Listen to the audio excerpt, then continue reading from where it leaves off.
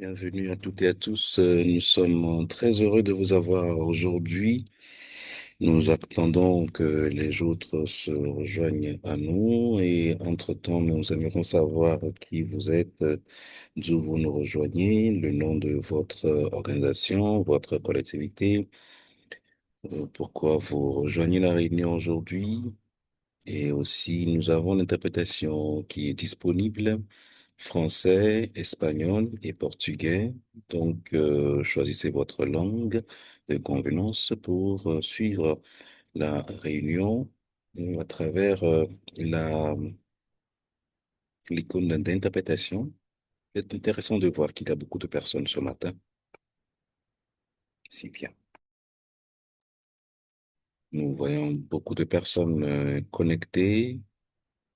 Nous allons commencer. Donc, s'il vous plaît, veuillez vous présenter dans la boîte de dialogue et bienvenue à toutes et à tous au lancement de cette réunion qui porte sur le lancement du rapport genre dette et combustibles fossiles, une cartographie des principales conclusions tirées de l'Afrique. Nous allons parler également de l'initiative sur les traités de combustibles fossiles. Aujourd'hui, comme je l'ai dit, commencez par vous présenter dans la boîte de dialogue. Dites-nous d'où vous nous connectez. Il s'agit d'une organisation collective, une organisation. Pourquoi vous nous rejoignez aujourd'hui et quelles sont vos attentes? Comme rappel, nous rappeler que vous pouvez, on aimerait vous remercier aussi pour votre présence et pour le travail que vous faites également. C'est très important. Euh, c'est un grand plaisir pour nous de voir l'appui que vous accordez à ce mouvement mondial et aussi s'il y a du travail qui se fait à votre niveau, s'il y a quelque chose que nous pouvons faire pour pouvoir vous assister, vous êtes libre de partager des idées avec nous pour pouvoir trouver les solutions. Merci une fois encore et nous apprécions le travail que les uns et les autres font à travers le continent africain également et beaucoup de travail vont suivre à la suite. Je suis Sabien Seblé, je suis le responsable de la campagne euh, sur la non-prolifération des énergies renouvelables en Afrique. Comme je l'ai dit au début, nous avons l'interprétation qui est disponible en français, en portugais et en espagnol. Donc, cliquez sur l'icône, le globe de l'interprétation si vous voulez avoir l'interprétation dans votre langue. Nous sommes rejoints par des communicateurs de taille aujourd'hui et qui sont impliqués dans les questions de de la dette et autre chose. Donc, nous allons suivre avec attention leur présentation. Nous allons attaquer la question du genre et de l'extraction des combustibles fossiles et la question de justice et le recouvrement, les crises et plusieurs sujets également qui nous intéressent aujourd'hui. Aujourd'hui, nous serons soutenus par une panafricaniste qui va nous aider avec le rapport. Il y a plusieurs autres défenseurs des droits humains qui sont avec nous également. En parlant des questions du genre, des énergies fossiles, nous avons aussi des communicateurs aguerris qui vont nous aider à découvrir le contenu de ces thématiques. Sentez-vous à l'aise de poser vos questions dans la boîte de dialogue au cas où vous en avez. Agatha va partager son point avec nous dans quelques instants en termes de cartographie des principales conclusions tirées de l'Afrique. Et parler également des questions africaines, les questions liées à l'économie également. Et il y a Lorena Chiponda qui également va intervenir sur les questions de la transition et du développement également à travers le continent africain. Notre continent rencontre une série de crises liées à l'extraction qui causent beaucoup de problèmes. Ceci doit être abordé et abordé avec urgence pour que la transformation soit possible. à travers le continent. Nous devons élaborer une cartographie qui nous permette de pouvoir trouver les voies et moyens de sortir de cette crise. Nous allons maintenant passer la parole à Agatha, qui est une défenseuse sur la campagne en Afrique liée aux énergies fossiles. Elle va parler,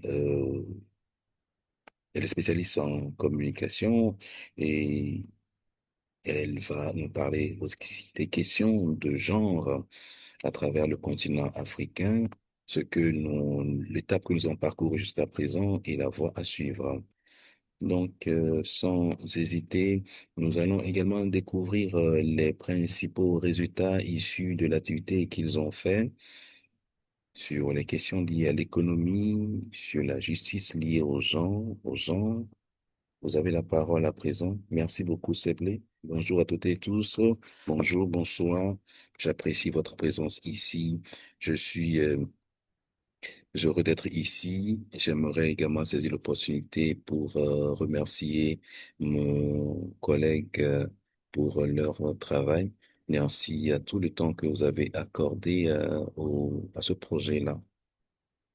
Donc, je vais commencer. Si vous pouvez commencer les slides, s'il vous plaît.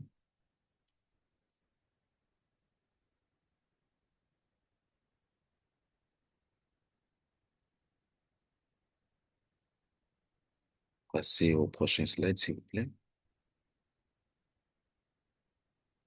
Donc, j'aimerais commencer avec ceci. L'Afrique a demandé donc à l'Afrique de sortir de la dette et malheureusement, les femmes payent la lourde dette et payent les coûts. Prochain slide, s'il vous plaît. Comme Sébille l'a dit, l'Afrique est au devant d'une crise multiple avec l'impact de changement climatique, les questions d'inégalité. Il est important que nous puissions élaborer un mécanisme qui peut de pouvoir faire face à cette question. Ce rapport nous a permis de pouvoir voir l'expansion des énergies fossiles à travers le continent. Et il y a plusieurs éléments qui sont ici. L'élément essentiel, c'est de savoir qu'est-ce qui se passe lorsque le remboursement devient une priorité économique.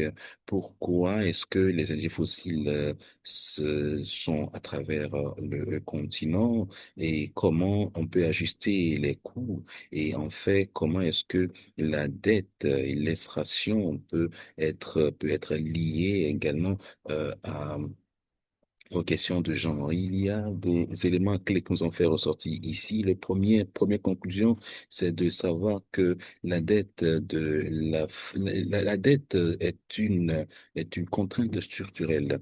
La dette externe de l'Afrique a doublé depuis 2020 jusqu'à plus de milliards de d'1 million de milliards de dollars. Et il y a au moins 34 pays qui ont dépensé au moins dans la dette et ils ont utilisé cet argent dans les questions de santé, dans les questions de l'éducation également. Nous avons noté également que le budget 2021 de la Zambie, et 39% de cette dette a servi à payer la dette.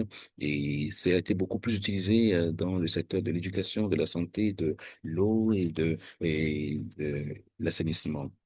Le remboursement de la dette a consommé au moins 18,5% de tous les revenus.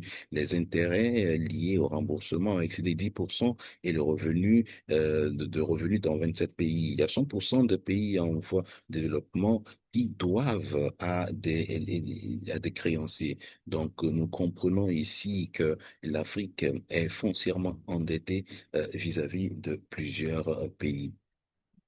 Donc, ici, il y a l'important pour nous pouvoir noter comment on peut arriver à payer cette dette-là, il faut mettre en place des mécanismes légaux pour pouvoir permettre au pays de sortir efficacement de cette dette.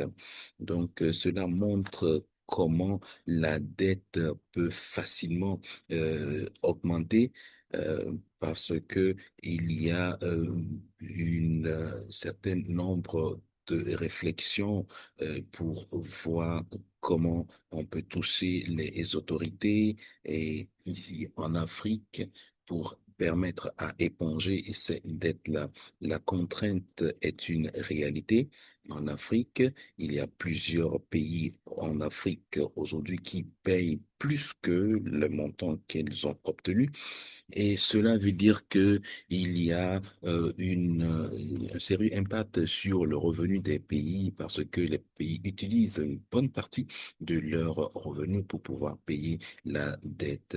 Alors, il doit avoir des politiques sérieuses pour pouvoir traiter cette question. Aujourd'hui, les gouvernements n'arrivent pas facilement à restructurer leur économie ou encore leurs revenus pour pouvoir payer leurs dettes. Et il y a donc, il est important qu'on puisse trouver une solution à cela. Il faut, certains gouvernements s'organisent autour du remboursement, ce qui les met dans un cercle vicieux et les maintient dans le besoin au quotidien. Ça, c'est le premier élément. Le deuxième élément, nous avons remarqué que la dette piège les économies dans une exportation extractive. Par exemple, il y a le modèle d'extraction coloniale qui existe, il y a l'exploitation des produits de base, il y a une peu de valeur qui est accordée à ces produits-là, il y a le paradoxe énergie, il y a au moins 600 millions d'Africains qui manquent d'accès à l'électricité aujourd'hui. Les projets liés aux combustibles fossiles également existent sur le continent. Aujourd'hui, on va noter que la dette de plusieurs pays continue. Comme je l'ai mentionné par le passé, la dette des pays africains continue d'augmenter. Donc, il y a certains gouvernements qui ont priorisé d'autres secteurs pour pouvoir s'en sortir de cette dette. Il y a des ajustements structurels également qui existent sur le continent. Il y a la dette liée à l'utilisation des devises étrangères également qui existe. Il y a également la restriction de l'espace fiscal qui pousse à l'expansion à l'expansion fossile également. Et il y a la dépendance liée aux énergies fossiles qui existent, également les questions liées au financement climatique. Et tout ceci constitue un véritable problème pour les pays africains aujourd'hui. Donc ici où nous sommes, nous devons comprendre que il y a des chiffres qui,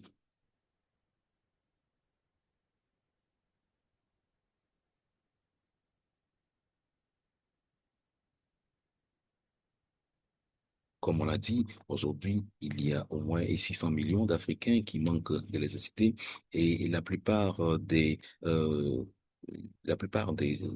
multinationales qui mettent le gaz, par exemple, à disposition des pays africains sont dirigées par des pays développés. Ce qui montre vraiment que l'accès à l'énergie en Afrique devient un sérieux problème et les Africains sont contraints de se soumettre à cela.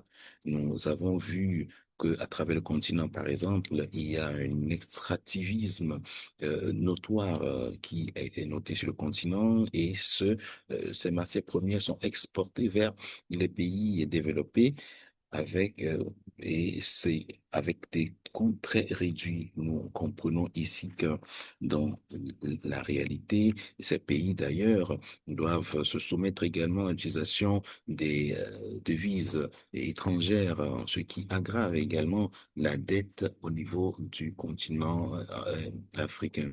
Aujourd'hui également, la finance climatique également, le financement climatique également devient un sérieux problème pour nous parce que de l'argent est déboursé pour aider les pays africains et au même moment, il faudra donc payer ces dettes-là.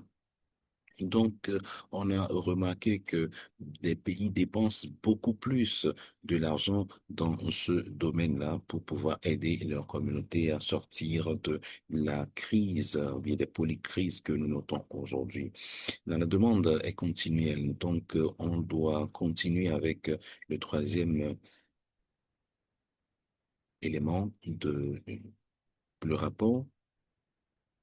Donc, le troisième point essentiel, c'est la dette et l'extraction qui persistent compte tenu des femmes qui absorbent les coûts. Par exemple, il y a les services publics qui sont restreints, il y a les soins de santé qui ne sont pas payés. La plupart du temps, on remarque des femmes qui dépensent beaucoup plus qu'elles ne doivent, trois fois en termes de soins de santé, il y a au moins 708 millions de personnes qui sont exclues des travaux et des activités qui sont payées. Aujourd'hui, les femmes africaines produisent 40 à 50% de la main-d'œuvre agricole, mais seulement elle gagne moins de 20% des terres cultivables. Aujourd'hui, les femmes, les filles dans le sud de Sahara, en Afrique, dépensent au moins 40 millions chaque année pour pouvoir avoir accès à l'eau. Et donc, ce sont des activités qui ne sont pas payées. Et par exemple, ici, en Afrique, cela n'est pas vraiment pris en considération. Il y a également l'expansion de l'extractivisme qui amène beaucoup de personnes à se déplacer, la militarisation des zones et la violence basée sur les violences. Donc, on note comment chaque fois l'extraction des combustibles fossiles constitue un véritable problème sur le continent africain. Donc, aujourd'hui, nous n'allons pas passer sous silence le déplacement des populations et qui doivent quitter leur communauté, leur terre à cause de la découverte des mines dans leur zone. Plusieurs zones aujourd'hui sont militarisées. Des zones, par exemple, ont été utilisées pour exporter ou encore pour convier ces minéraux-là vers des zones pour leur transformation.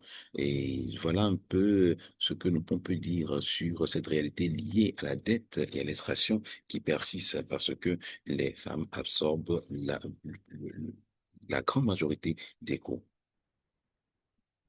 La violence aussi est une question réaliste dans les communautés indigènes, et parfois on ne reconnaît pas cela, mais les femmes vivent réellement la violence basée sur le genre. Il y a également l'extraction des combustibles fossiles est un régime qui fait en sorte que plusieurs zones sont militarisées et l'autorité s'impose dans ces communautés. Alors, il est important quand même qu'on prête attention à cela. Donc, cela montre ce qui se passe sur le continent africain.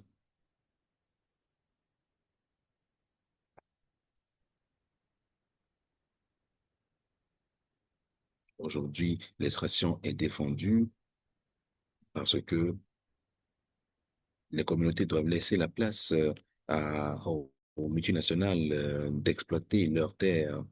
Et du coup, on voit comment le pétrole prend de l'importance dans les communautés.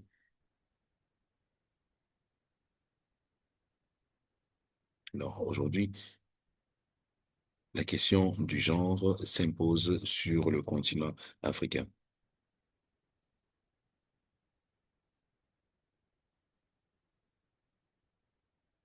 avec le pléthore de moralités qui se voit sur le continent africain. Donc, quand on parle de combustibles fossiles ici en Afrique, c'est plusieurs paramètres qui sont liés à cela. Les questions liées à l'expansion des combustibles fossiles, les questions en termes de d'accaparement de terres. Et donc, il est très important que on s'intéresse à cela et on ne pas rester silencieux et refuter les réalités que vivent les communautés. Donc, en termes de perspective, il y a deux cas d'études que j'aimerais partager avec vous ici. Commençons avec, j'aimerais montrer une étude de cas ici, celui du Malawi par exemple. Le Malawi, par exemple, a accordé 791 millions de dollars en 2023 pour la dette, le remboursement de la dette externe. C'est environ le double de montant utilisé pour les domaines de l'éducation. C'est au moins quatre fois le montant total des, euh, des dépenses. C'est au moins 100, des centaines de personnes qui peuvent être traitées, euh, d'infirmiers ou encore des agents de santé et qui peuvent être utilisés et être payés. Et là, ça fait que ça, on a eu des budgets limités. Ça a augmenté également la mortalité maternelle et parce qu'il y a peu de d'infrastructures qui existent. Également, il y a une difficulté financière qui s'impose, qui est liée au fait que beaucoup de filles laissent l'école et ne continuent pas l'éducation comme cela se doit. Cela réduit considérablement la vulnérabilité des filles dans, dans le pays. Le deuxième exemple que je vais donner ici, c'est celui du Mozambique.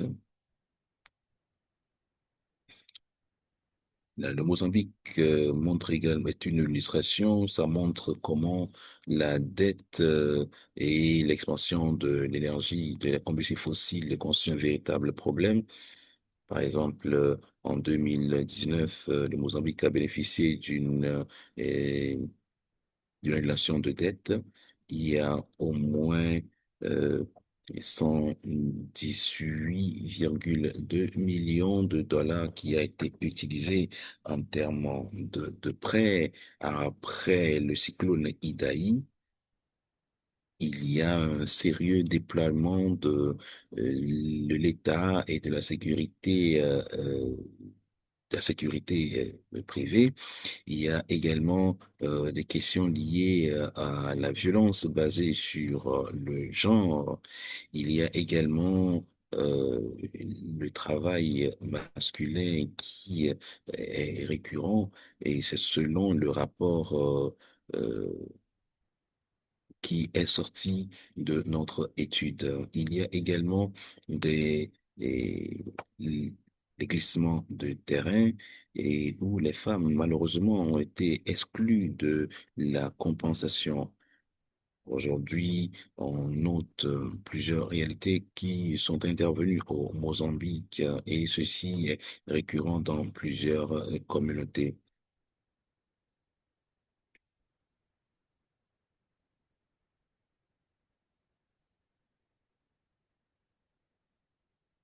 Donc,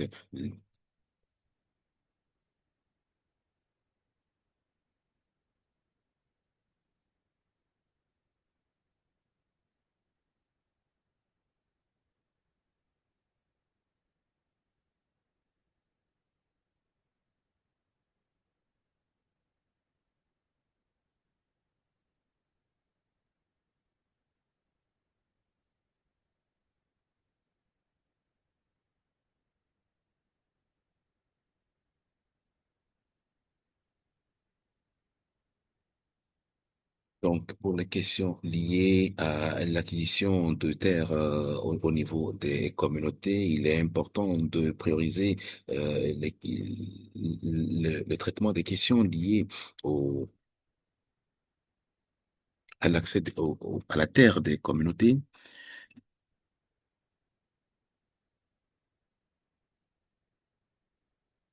Les femmes au Mozambique absorbent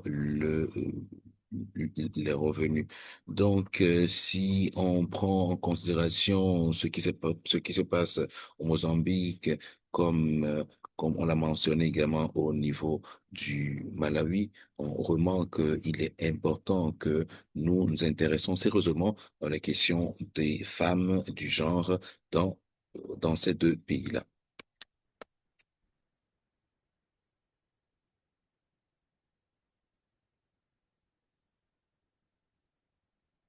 Prochain slide, s'il vous plaît.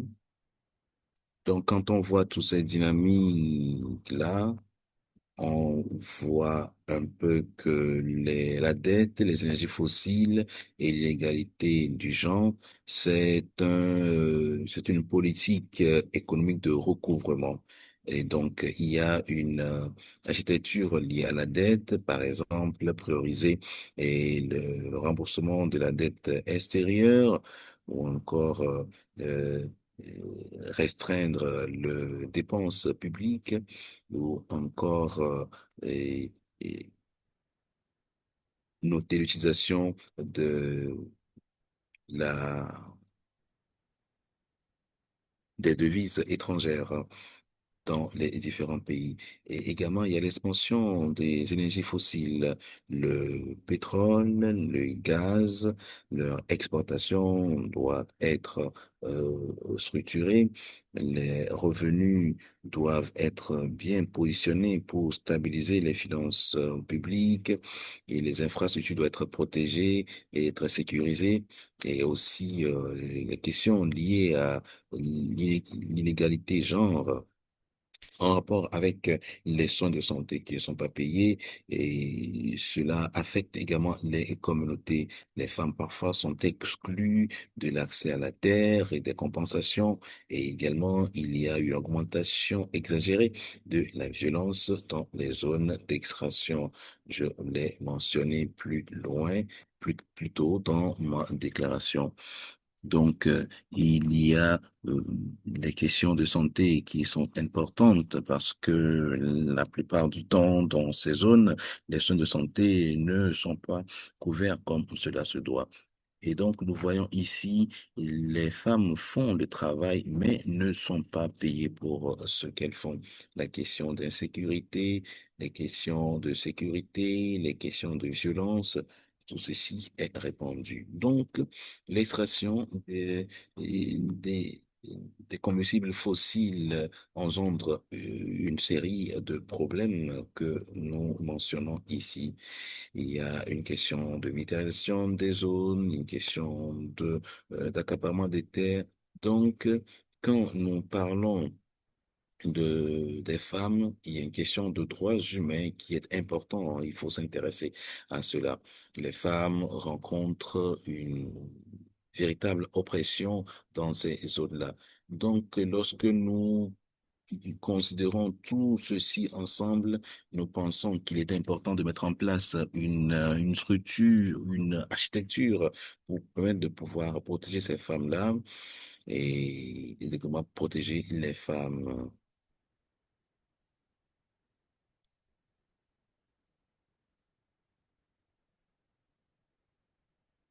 Donc, ce piège de la dette liée aux combustibles fossiles dont nous parlons, c'est l'élément essentiel auquel on doit accorder de l'attention particulière.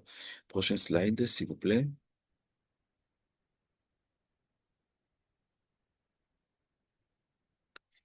Donc, après tout ceci, on voit que les femmes ne sont pas des victimes passives, elles sont également des acteurs politiques pour recadrer l'avenir de l'énergie à travers le continent africain.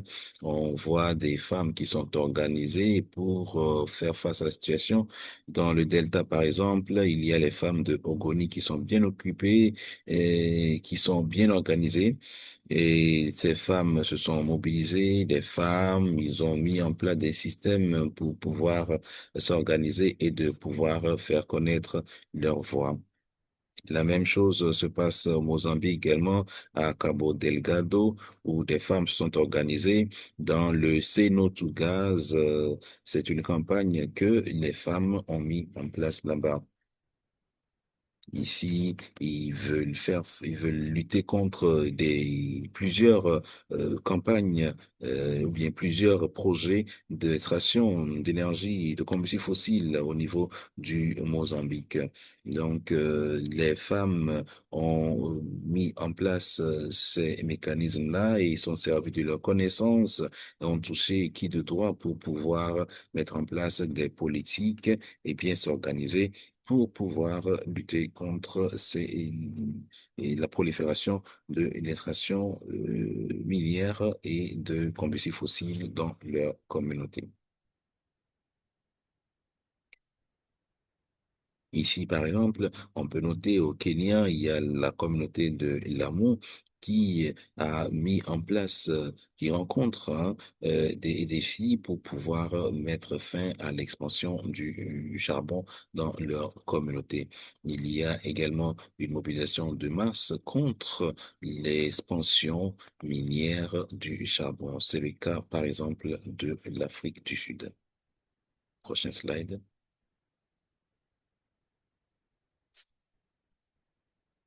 Lorsque nous voyons la structure que nous avons présentée, la coopération internationale, quitter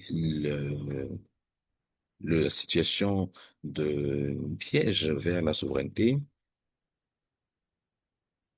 C'est pour cela que très bientôt, il est organisé une rencontre internationale pour lutter contre les combustibles fossiles.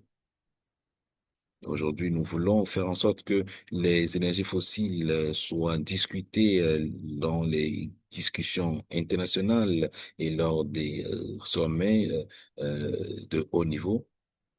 Aujourd'hui, nous avons compris que l'extraction est soutenue, appuyée par la dette locale, les commerces et les lois liées aux taxes. Par exemple, il y a les échanges étrangères qui euh, sont impactés par l'expansion des combustibles fossiles à travers le continent également.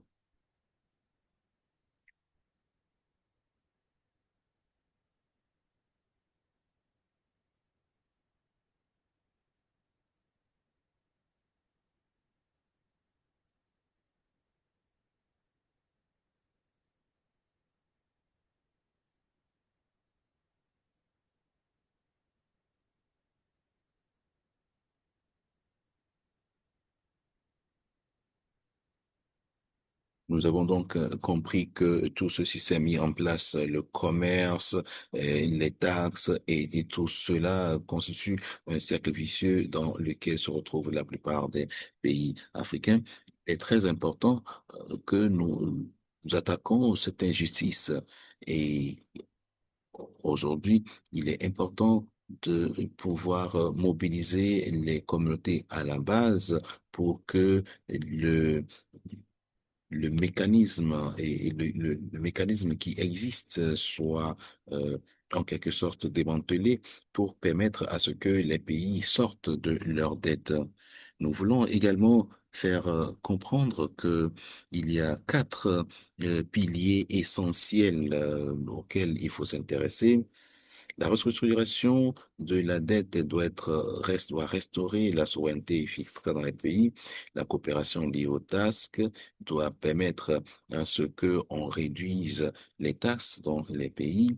Également, l'élimination la, des combustibles fossiles est liée à la sortie de la dette et des finances publiques et la stratégie industrielle panafricaine doit être en mesure de d'arrêter la production des énergies et des combustibles fossiles et aussi en rapport avec les déficits liés à la.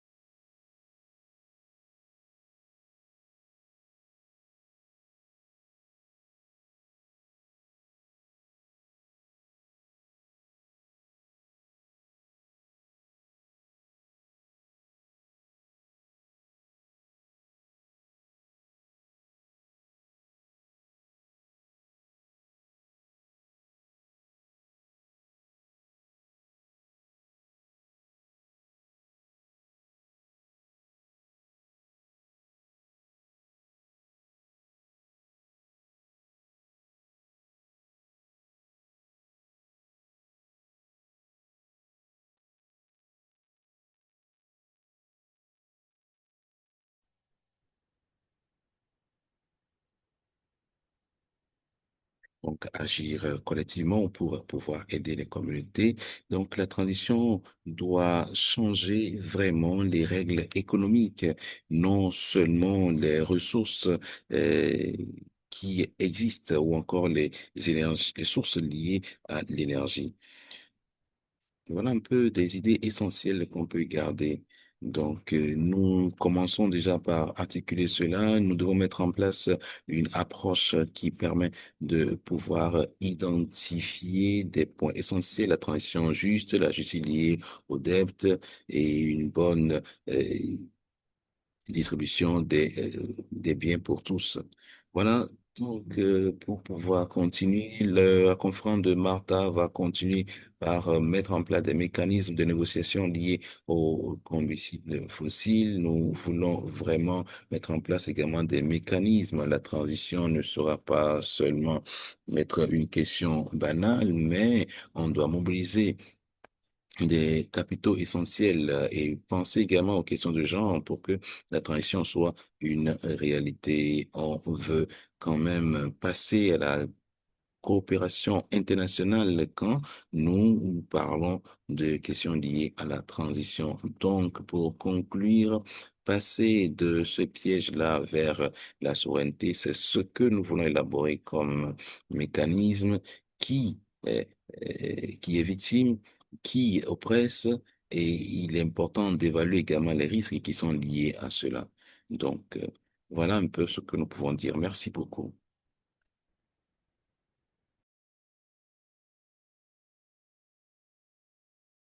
Merci pour votre présentation. On a vu que beaucoup de personnes étaient impressionnées par ce que vous avez partagé et pour vous poser des questions également. Nous avons pouvoir partager ceci avec tout le monde. Merci beaucoup pour votre puissante présentation.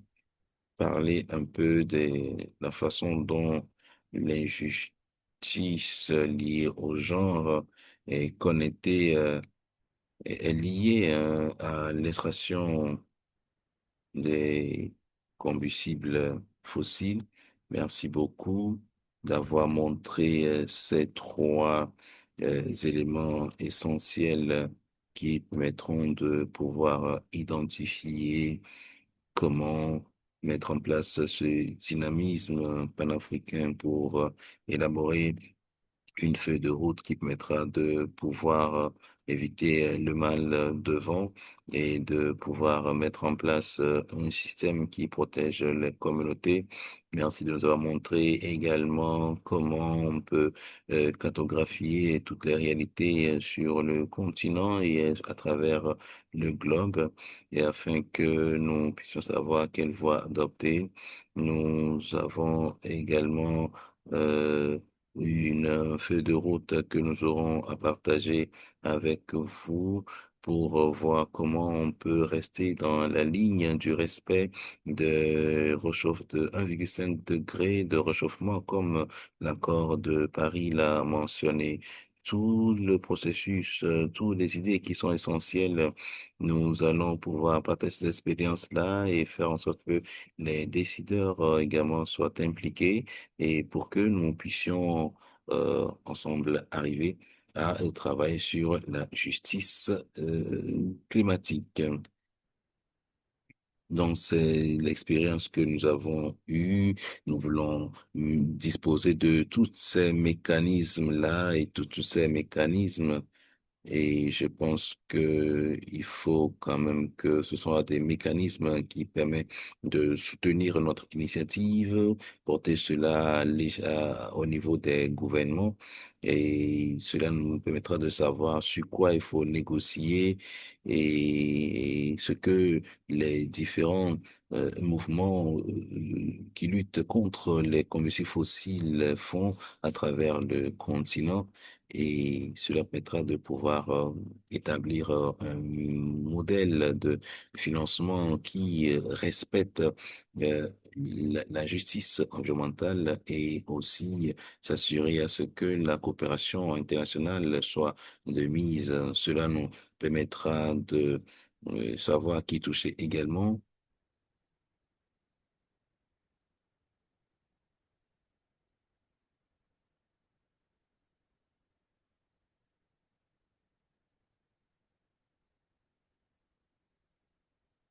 Nous travaillons sur cette question de justice économique également, avoir des résolutions, mettre à disposition. Et aussi, il y a plusieurs domaines dans lesquels ce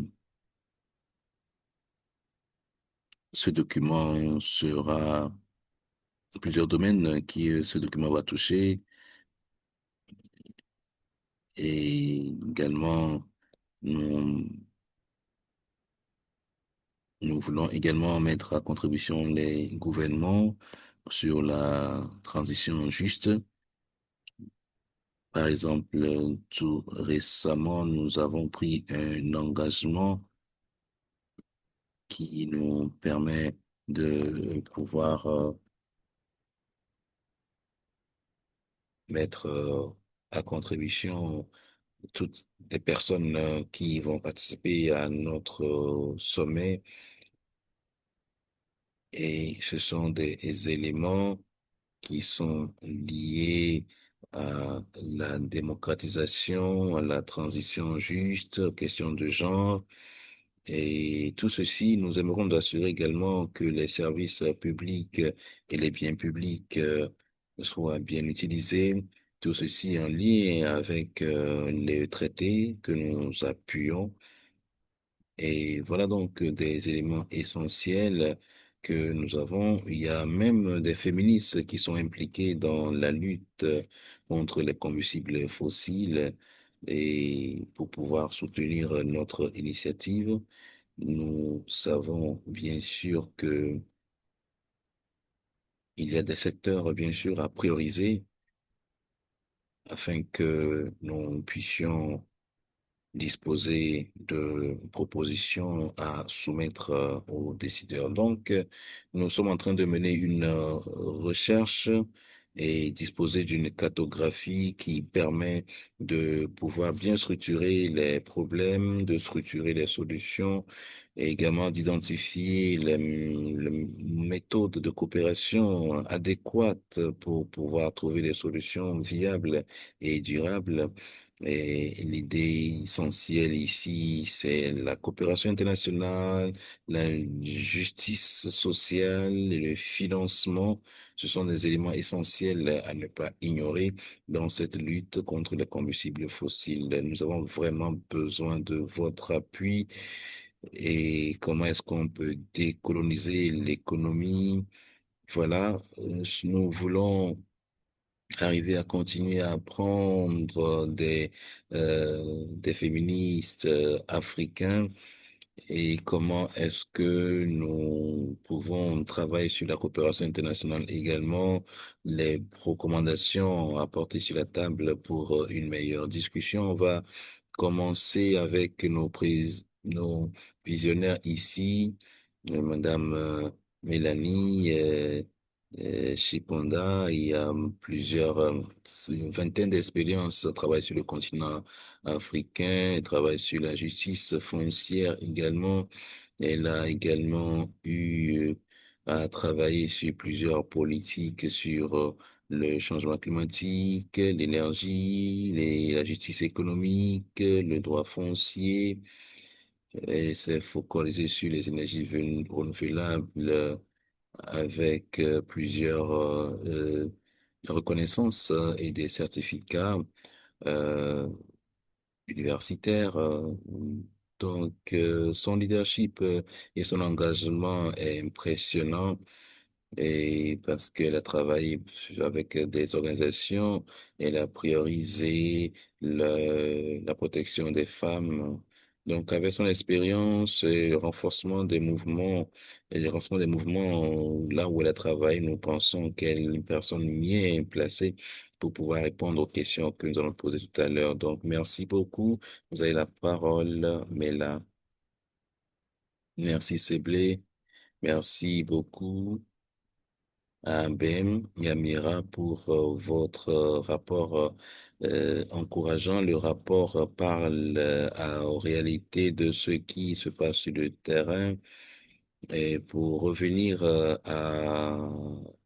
du point de vue des féministes africains sur la base de ce que Seblé a dit, la coopération internationale doit aller au-delà du partenariat de technocrate et de pouvoir mettre en place une relation basée sur la justice, le soin et la redevabilité historique. La vision pour une vie de transition juste dans un point de vue féministe en rapport avec la décolonisation doit se retrouver dans la même structure mondiale en rapport avec l'extractivisme, l'inégalité genre et la coopération doit se baser sur la justice, comme vous l'avez dit dans le rapport, et c'est dans le rapport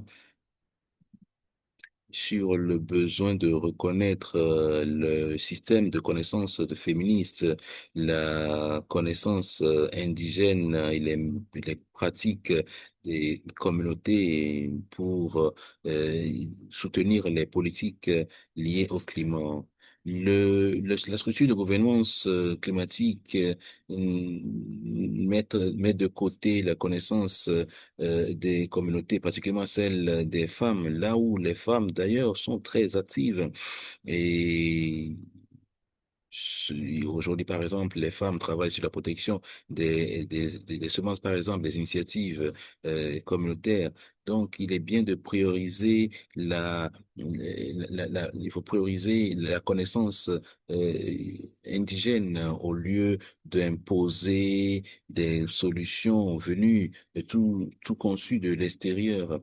Il y a également une justice sur laquelle il faut se focaliser pour parler, par exemple, de l'injustice et de la justice qui se passe lorsque quelqu'un a connaissance valeur de quelqu'un est sous-estimée ou bien sous-estimée compte tenu des préjudices ou liés à leur classe sociale, à leur âge ou encore à leur provenance. L'exemple, par exemple, que j'ai partagé dans le rapport, l'exemple que vous n'avez pas dans le rapport, par exemple, la façon dont le système est structuré donne l'exemple des femmes. Les femmes ne ne font plus confiance à leur expérience, ne font plus confiance aux connaissances indigènes, et surtout ceci en rapport avec la destruction de l'environnement.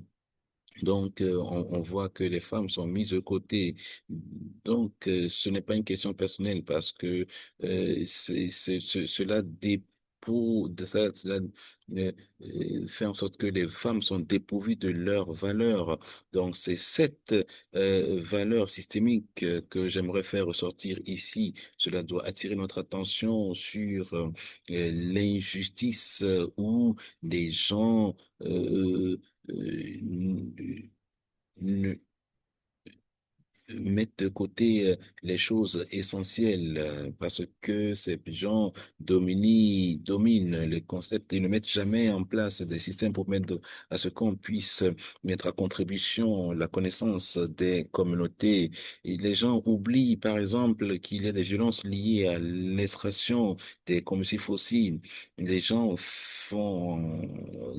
font semblant d'être d'oublier les choses qui se passent sur le terrain. Voilà donc des réalités sur le terrain. Euh, et aussi, ce qui est évident est mis sous les paillasson en quelque sorte. Et c'est une injustice qui est récurrente et dont on ne parle pas. Et j'aimerais revenir également à la question de la coopération internationale.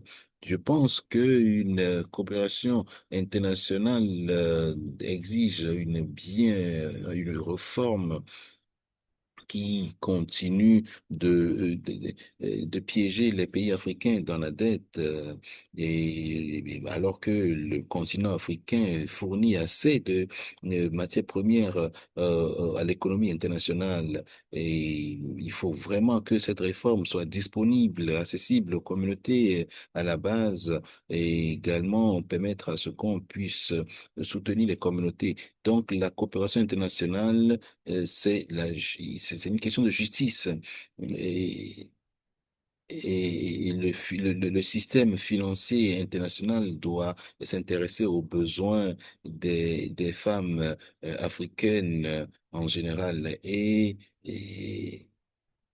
le dernier point qui est aussi est sorti du rapport, c'est la question de la connexion, la coopération internationale, c'est le renforcement de la solidarité féminine à l'échelle continentale. Et les femmes ont besoin de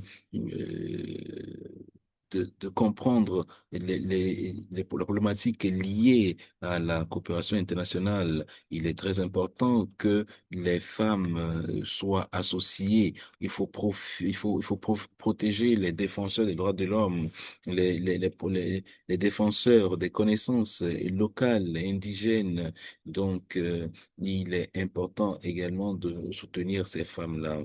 Donc, il faut il y ait que les questions liées à l'eau, au foncier et aux ressources naturelles soient mis au centre de la discussion pour qu'il y ait une redistribution équitable des biens des communautés. Merci beaucoup à Séblé. Merci, Meila. Merci d'avoir mis l'accent sur comment on doit organiser nos propres systèmes et comment on doit respecter également le point de vue des féministes africains. Et ceci doit se refléter dans dans les questions de la coopération internationale. Merci pour votre point de vue. Nous allons à présent passer à Morosi, qui est une juriste féministe africaine basée au Kampala. Elle a un diplôme en droit et il travaille avec les femmes. Elle travaille également sur le plaidoyer féministe. Et vous avez la parole, Morosi. Bonjour à toutes et à tous. Je pense que vous pouvez me recevoir clairement. Je suis Morosi Patricia. Je, je travaille sur la justice climatique. J'aimerais vous remercier remercier mes prédécesseurs pour leur brillant euh, présentation. Je suis intéressé de participer. Je vais parler un peu plus sur les questions de genre et de la dette. Et l'économie extractive, également les différentes approches pour pouvoir décoloniser euh, cette forme d'économie. Je vais me baser sur ceci et parler un peu d'une économie plus large qui piège le continent africain, comme le rapport a fait comprendre que la dette fait partie du colonialisme qui affecte notre économie avec l'extraction et tout cela, avec et les réalités qu'on voit aujourd'hui. Donc, lorsque la dette augmente, les gouvernements sont obligés de pouvoir prendre des mesures d'austérité pour pouvoir s'en sortir. Ceci est mis en place par des institutions internationales et ceci réduit considérablement les dépenses nationales. Et ceci affecte également le marché du travail. Également, du point de vue féministe, l'impact de cette politique est connecté au genre. On parle de, de questions d'austérité, par exemple, en termes de dépenses publiques, par exemple les soins de santé, l'éducation, l'eau et la protection sociale, et sont des services dont les femmes ont besoin et les femmes ne bénéficient pas équitablement de ces soins-là. L'austérité peut mener également aux pertes de l'emploi où des femmes ne sont pas payées comme cela se doit ou encore d'autres paient, sont payées moins qu'elles le méritent. Et à ce point, ces services sont toutefois requis et nécessaires pour la communauté, mais malheureusement, ces services-là finissent par disparaître et la plupart du temps, ce sont les femmes qui sont mal ou peu payées. Tout ceci s'est fait remarquer lors de la COVID-19 où des transferts ont été faits, mais de façon inéquitable. Et donc, les femmes sont à faire face à des réalités liées à l'éducation et à l'instruction de leurs enfants. Donc, il y a d'autres formes de mauvais paiement de salaire aux femmes à noter sur le continent africain. Donc, nous pensons que selon l'Organisation internationale du travail, il y a des millions de dollars qui doivent permettre aux femmes d'être beaucoup plus productives. Malheureusement, ce n'est pas ce qu'on voit sur le continent aujourd'hui. Donc, on voit aujourd'hui que ceci va affecter considérablement les femmes sur le continent africain. Donc, le rapport a montré que cette politique compte stabiliser la politique, rembourser les dettes et aussi, au même moment, on sous-estime les besoins essentiels des communautés. Donc, le rapport 2023 l'a montré que plusieurs pays font face à une dette remarquable et doivent de l'argent au FMI, à la Banque mondiale, par exemple, où et les pays également sont victimes de pression parce qu'ils utilisent des monnaies étrangères. Alors, la question la de l'extraction des combustibles fossiles constitue toujours un problème, comme on l'a vu en Ouganda, qui doit 1 milliard de dollars au FMI. Ceci montre que les gouvernements doivent prendre des mesures pour développer le pays et se baser sur le secteur du gaz et du pétrole pour pouvoir le faire. Mais malgré tout, nous continuons de payer des dettes et on a noté également que l'Ouganda s'est basé sur cela pour essayer de payer les dettes. Et l'Ouganda, par exemple, a mis en place des gazoducs pour pouvoir euh, pour l'exportation du gaz et du pétrole. Donc, le gouvernement doit être en mesure de pouvoir répondre, ou honorer les promesses qu'ils ont faites à leur communauté. Et aussi, on note que malheureusement, les femmes portent la lourde charge de ces dettes-là, parce que les femmes doivent aller loin pour pouvoir trouver de l'eau ou encore trouver la nourriture ou encore des bois de chauffe. Les femmes absorbent vraiment cette dette-là et cela aggrave leur pauvreté. On a parlé également de la crise globale qui affecte les communautés, l'économie qui est industrialisée. Et beaucoup de femmes rencontrent cette difficulté avec des impacts considérables sur leur vie au quotidien. Et donc, de l'autre côté, ce n'est pas facile pour les gouvernements d'investir dans la finance climatique. Aujourd'hui, malheureusement, les gouvernements sont dans l'expansion des combustibles fossiles pour ils pensent que cette manière qui peut se le pays. Alors, vu ces réalités, nous avons noté que le problème, ce n'est pas seulement la question de financement, mais aussi c'est le modèle d'extractivisme qui existe. Donc, il faut mettre en place un cas de travail sur lesquels vont travailler les féministes, qui vont permettre à ce que nous puissions reconsidérer la façon dont nous travaillons sur le système économique dans nos différents pays et nous devons également travailler de façon collective et permettre à ce que l'économie puisse bénéficier à tous les membres de nos différentes communautés. Donc, il y a plusieurs personnes ont reconnu que les communautés à la base ont déjà utilisé nos propositions pour pouvoir se sortir d'affaires et nous pensons quand même que il est essentiel de noter que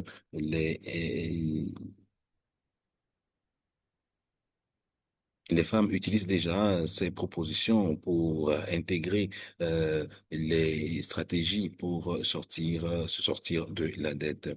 Donc, les questions liées aux soins de santé dans les communautés, l'utilisation des connaissances indigènes et tout cela sont très importants. Donc, de notre point de vue, du point de vue des féministes, il est important de pouvoir renforcer l'économie et pour pouvoir garantir le bien-être des communautés, pour avoir de quoi se nourrir, se couvrir et là où loger. Et donc, c'est une transformation dans laquelle nous sommes pour permettre à ce que les systèmes économiques se renouvellent et que cela permette aux communautés de survivre. Et ceci dans le sud global. Et nous voulons que cela soit continué, annuel, pas seulement une fois en passant. Nous voulons également qu'il y ait des mesures pour financer les propositions qui protègent l'environnement. Donc, nous voulons nous assurer c'est que il y ait une redistribution équitable des biens des communautés et faire en sorte que le système colonial soit démantelé et que nous puissions facilement permettre aux communautés d'avoir accès aux revenus et aux ressources naturelles comme cela se doit. Et la collaboration entre le Sud global et le Nord global est important et c'est ce que nous pensons également. Alors, nous voulons travailler également à... Donc, c'est aussi requis qu'il y ait... c'est noté qu'il y a un certain nombre de progrès et il faut quand même que nous mettons en place un système qui permet de renforcer les marchés nationaux et permettre à ce que nous voulons mettre l'accent sur la dignité, sur l'équité, genre, également sur les politiques économiques qui permettront à ce que, à l'échelle internationale, on puisse parler de mécanismes de développement lors des grandes rencontres. Par exemple, ces rencontres ont permis d'obtenir certains documents. Donc, ce sont une opportunité de pouvoir faire face d'aborder la question de l'architecture économique dans nos différents pays. Et il est important de voir aussi comment ces questions sont traitées lors de ces rencontres, de ces sommets internationaux. Et il est bien de mettre en place également des propositions ambitieuses qui soutiennent les pays africains, particulièrement sur la restructuration de la dette.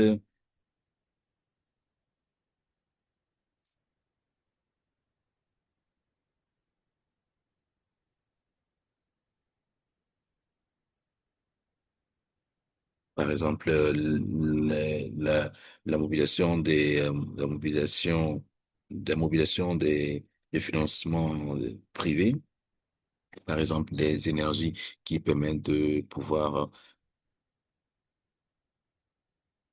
soutenir les projets au sein des communautés.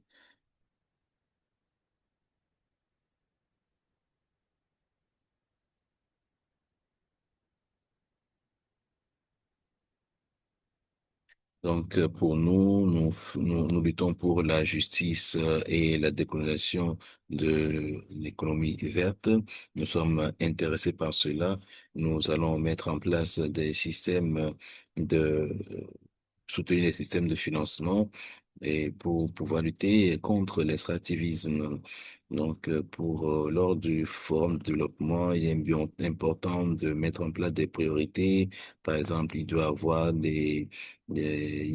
la reformulation de l'architecture globale, l'architecture internationale et que des institutions doivent être mises en place pour pouvoir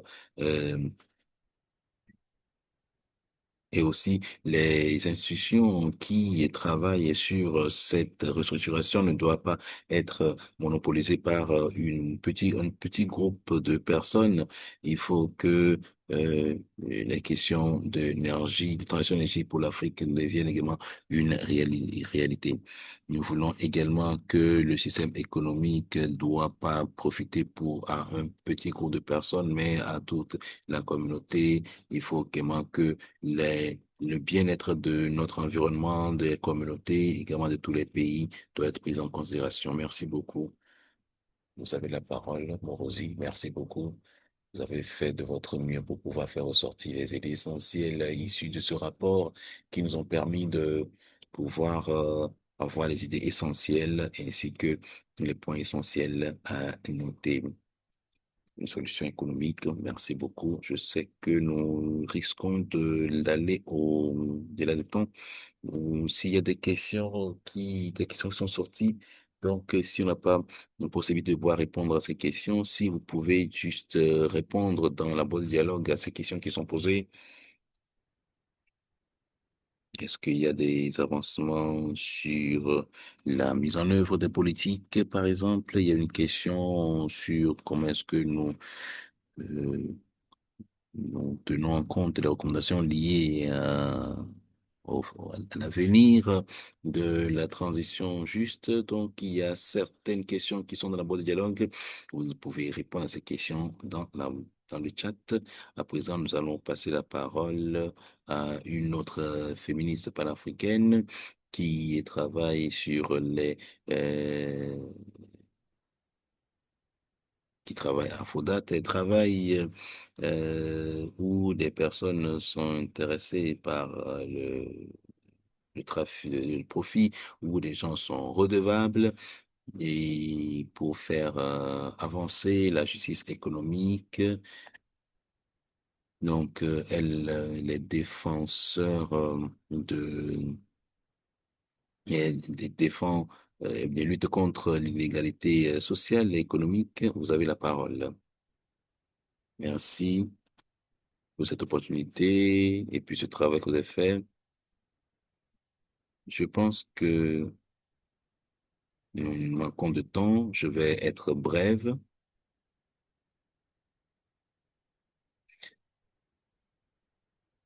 Le multilatéralisme est une question importante. La question qu'on se pose en rapport avec la coopération internationale de savoir que faire.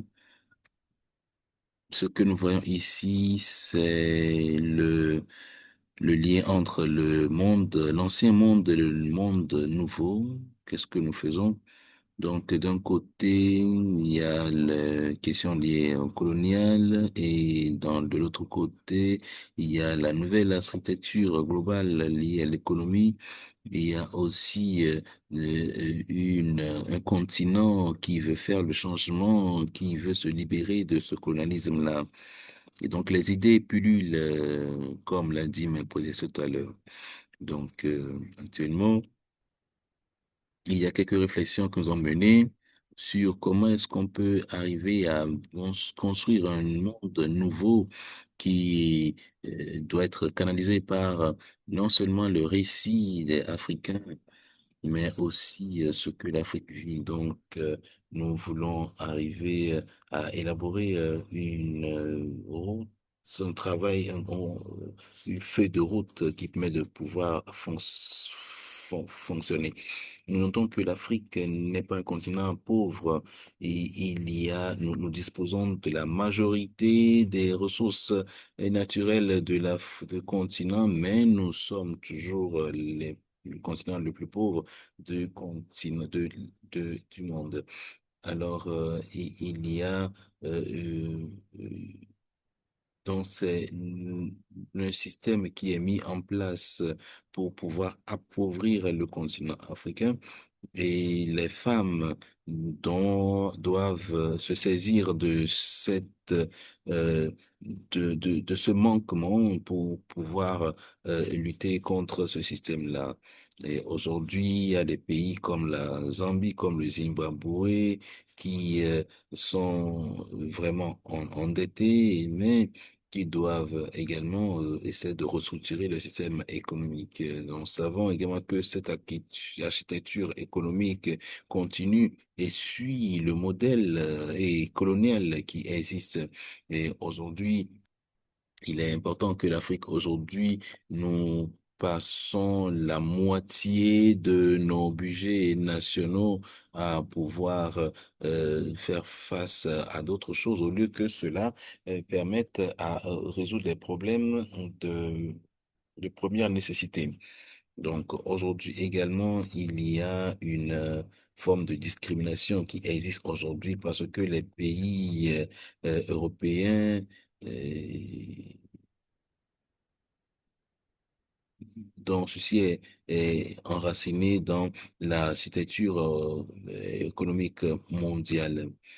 Donc,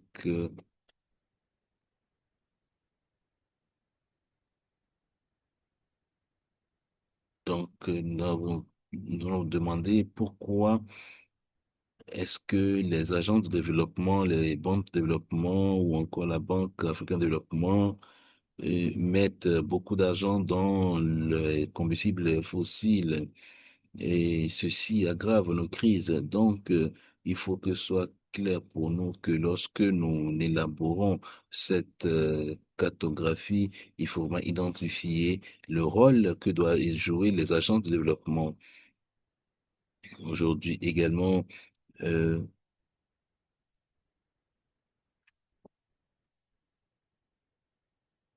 il faudrait que on essaie de situer les différents pays qui sont dans l'extractivisme sur cette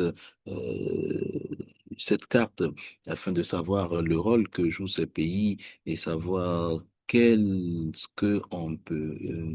qu'on peut faire ensemble en tant que groupe et en tant que acteur. Donc, revenons maintenant à cette dette. Nous savons que il y a beaucoup de cette dette qui est illégitime et doit être annulée. Nous savons aussi que sur la base de ce que nous avons proposé, les femmes payent le prix de cette dette avec des violences euh, sur leur personne. Par exemple, nous pouvons dire que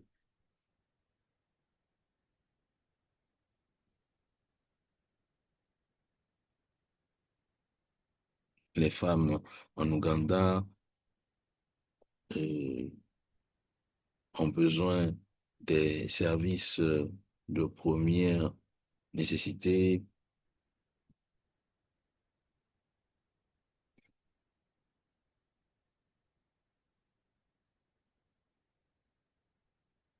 Donc les femmes comme vous et moi, on doit, euh,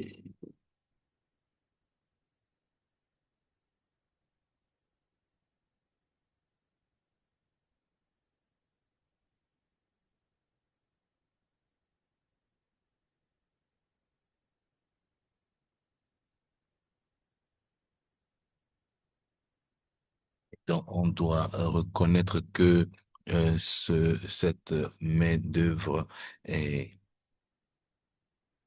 je pense que pendant longtemps, les féministes africains ont mobilisé des ressources, mais à ce niveau, nous devons comprendre que les femmes qui travaillent sont toujours dans le besoin. Donc, ça nous amène à réfléchir, voir comment est-ce que nous pouvons construire notre économie si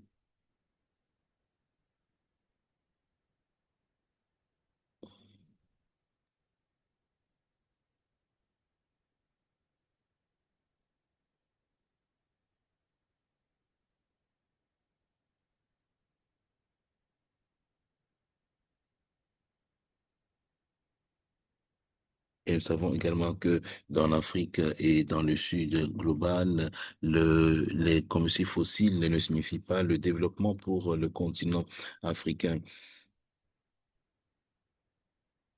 Et donc, venant à la question sur la coopération internationale, je pense que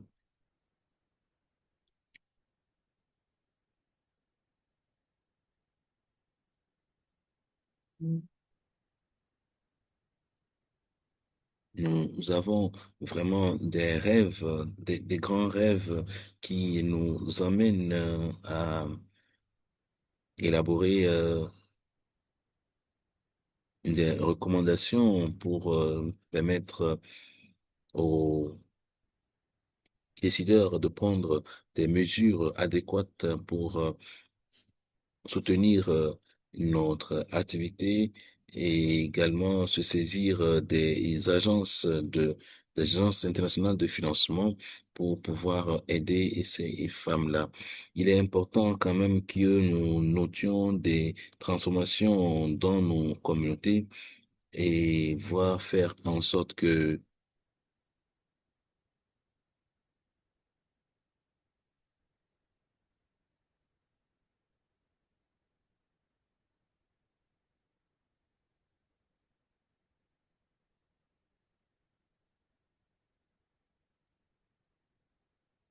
nous avons également eu une évidence que il est important de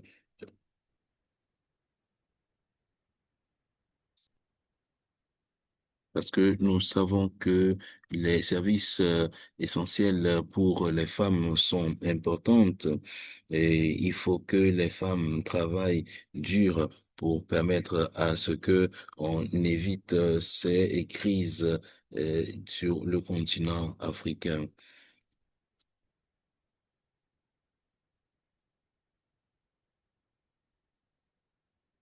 Et je pense que également le point essentiel, c'est la déclaration que nous avons eue qui demande à ce qu'il y ait euh,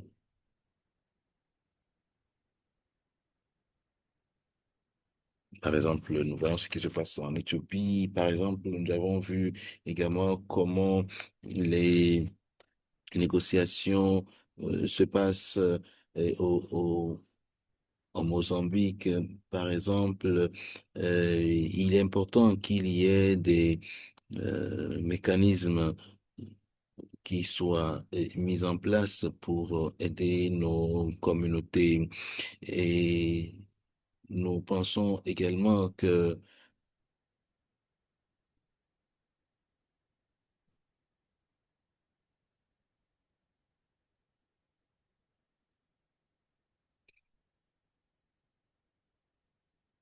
ce dont ils ont besoin aujourd'hui, c'est d'avoir un mécanisme qui soutienne euh, notre initiative avec l'annulation de dettes. Nous voulons quand même que le financement soit vraiment transparent et pour nous soutenir, on a besoin également que les banques de développement euh, répondent aux besoins des communautés et non seulement aux besoins des politiques. Nous pensons que la transition juste est un élément essentiel. Il faut réparer, il faut redistribuer les biens, non seulement euh, que le financement soit basé sur les prêts. Et je pense que l'Afrique est vraiment endetté à cause de l'histoire, compte tenu de l'histoire, et il y a plusieurs organisations qui en savent vraiment beaucoup mieux. Nous avons vraiment besoin d'avoir une discussion franche et basée sur les documents qui nous permettront de soutenir notre économie et d'éviter la dette. Merci beaucoup, Riska, pour tout ce que vous avez fait ressortir dans cette proposition et ces idées. Nous pouvons renforcer l'économie et de pouvoir, nous allons maintenant donner la parole à Sokoba pour les mots de fin. Merci beaucoup. C'est bien intéressant. Je vais être bref en rapport avec la décolonisation de l'économie, la coopération internationale et la restauration de la souveraineté. Nous voulons focaliser sur un nouveau financement. Un élément essentiel, c'est la souveraineté fiscale. Les règles lourdes, les règles liées aux taxes. Donc, il y a un système qui est imposé, un système de taxes qui est imposé et qui met les pays à genoux et n'arrive pas à avancer. Donc, aujourd'hui, il y a beaucoup de services qui existent aujourd'hui qui paient des taxes.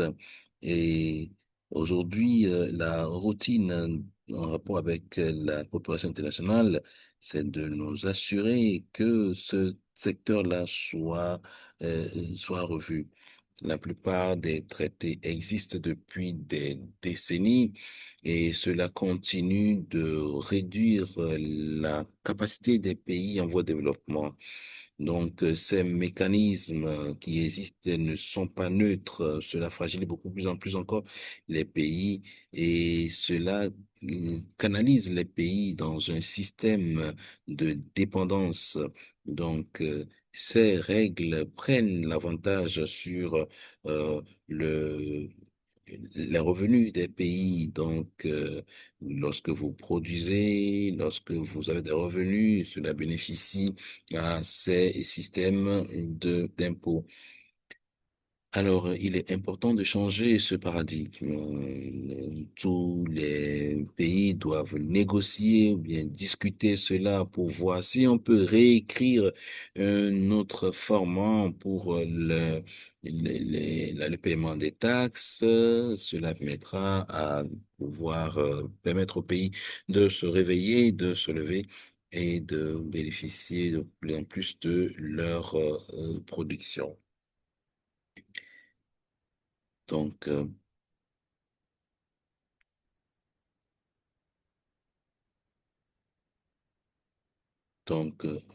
aujourd'hui, il doit y avoir une résolution pour aider la plupart de ces.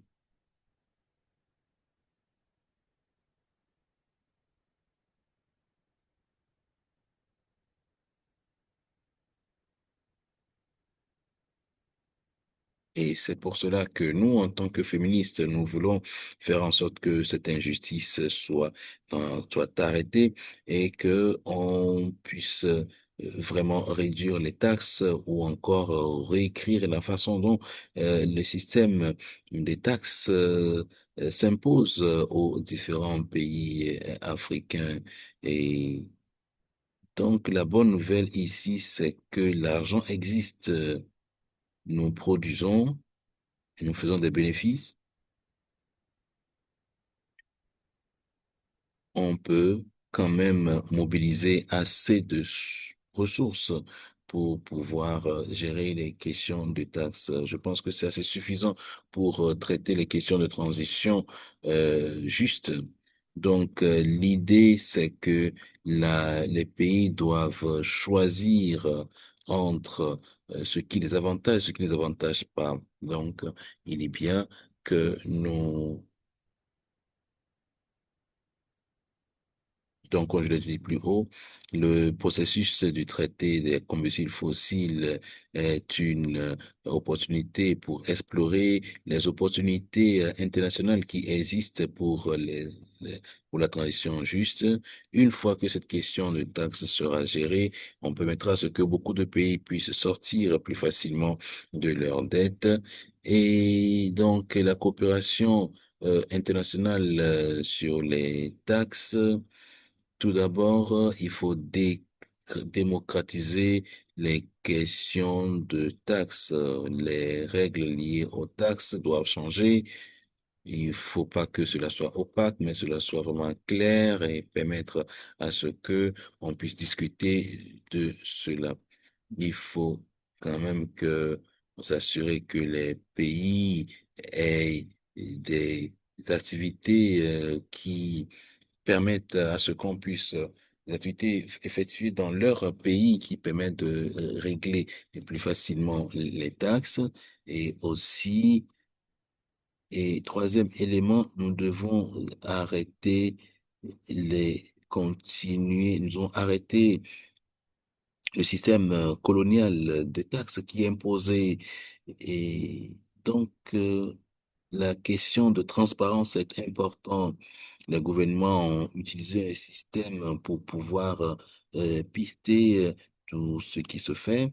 Alors, il est important que on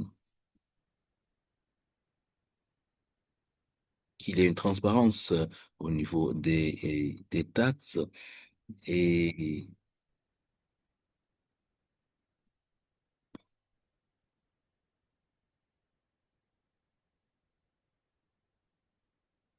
et numéro 4.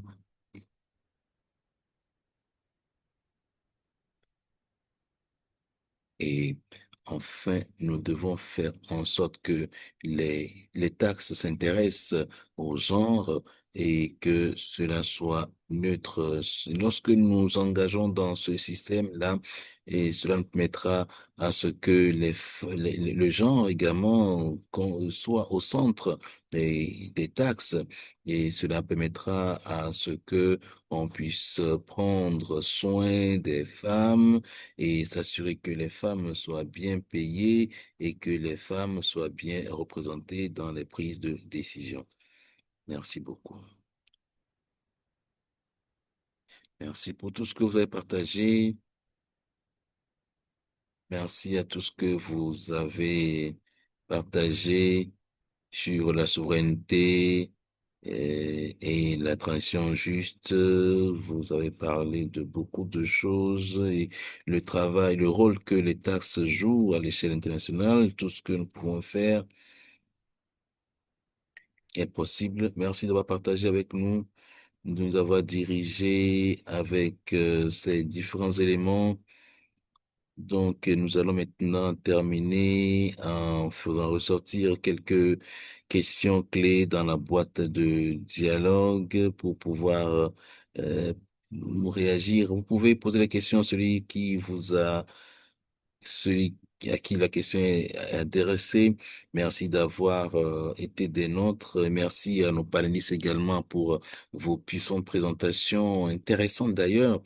Et nous avons une idée de la cartographie de la transition juste du traité sur la non-prolifération des combustibles fossiles.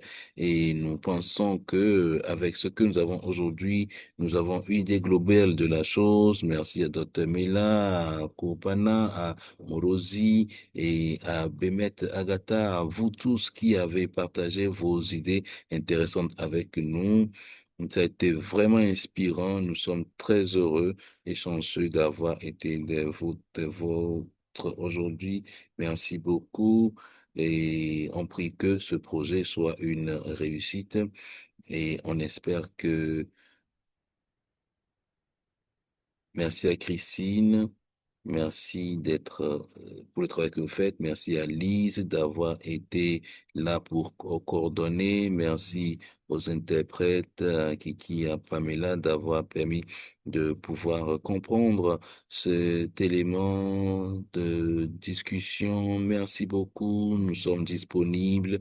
On va continuer par faire avancer le train. Merci à toutes et à tous de nous avoir suivis. On a appris les uns des autres et particulièrement de nos panélistes. Le rapport est disponible. Nous espérons qu'il y a une campagne est en cours qui permet à ce que nous puissions tous nous engager dans cette lutte contre les combustibles fossiles en rapport avec la Convention sur les taxes, beaucoup de choses. Le lien a été partagé par Lise et vous pouvez suivre cela. Nous encourageons à pouvoir découvrir beaucoup plus de choses encore sur nos différentes pages et de vous instruire, de vous renseigner. Merci d'avoir participé à cette session. J'ai vu beaucoup de questions qui ont été posées dans la boîte de dialogue et à toute personne qui s'est enregistrée aujourd'hui sur YouTube, vous pouvez avoir la réunion disponible pour que nous puissions continuer par construire ce mouvement ensemble. Merci à toutes et à tous. Au revoir. Merci. Bye bye.